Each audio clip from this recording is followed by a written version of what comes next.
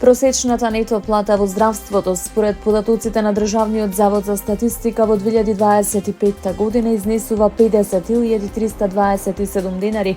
Просечната плата на медицинските сестри со средно образование 31.934 денари. Најниската плата во здравството е 21.158 денари.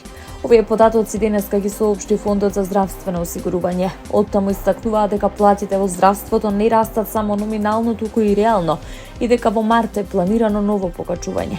Просечната нето плата во здравството според податоците на Државниот завод за статистика во 2025 година изнесува 50.327 денари, во однос на 2023 номиналното зголемување изнесува 15,8%, додека реалното е 7,5%. Во 2025 година оваа плата е за околу 9,5% повисока од просечната нето плата во целокупната економија на земјата. Според ФЗОМ, овие податоци јасно укажуваат дека платите во здравството не растат само номинално, туку и реално. Со постигнатиот договор со репрезентативните синдикати во март оваа година е предвидено дополнително зголемување на платите во јавното здравство од најмалку 5% согласно спогодбата од 2025 година, која предвидува раст на платите од 5 до 7%, велат од Фондот за здравствено осигурување.